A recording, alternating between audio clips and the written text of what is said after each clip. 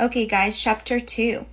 What was the first group to officially advocate for changes to the nursing profession and nursing education models? A. Canadian National Association of Trained Nurses. B. Canadian Nurses Association. C. Canadian Medical Association. Or D. Provincial legislators. The answer here is A. Canadian National Association of Trained Nurses. In the early part of the 20th century, nurses' lack of control over their own profession began to shift with changes to nursing education models and blossoming political advocacy by nursing groups across Canada, particularly with the formation of the Canadian National Association of Trained Nurses in 1908. The early group expanded, and by 1926, each group had an affiliated group, and the organization was renamed the Canadian Nurses Association, CNA. Next question.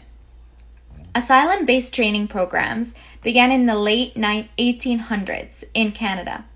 What was the rationale for initiating psychiatric nursing training? A. There were greater needs for custodial care. B. Changes in treatment approaches meant greater needs for nursing care and assistance. C. The early feminist movement advocated for career training for women and girls. D. The moral treatment era meant that early psychotherapy strategies were desired in asylum setting. The answer here is B. Changes in treatment approaches meant greater needs for nursing care and assistance.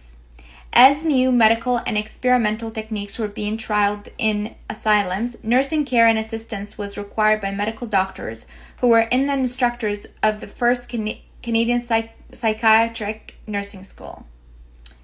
Okay, guys. Next question. What factors have most significantly delayed the professionalization of psychiatric mental health nursing? A. Division of Eastern and Western Canadian organizational groups. B. Separation in licensures and professional bodies in Western Canada. C.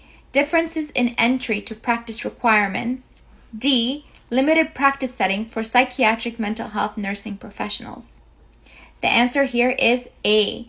Division of Eastern and Western Canadian organizational groups. The division of Eastern and Western Canada in psychiatric nursing training and designation resulted in separate organizational groups. Having multiple organizations has led to duplication and fragmentation of a voice for nurses in psychiatric setting.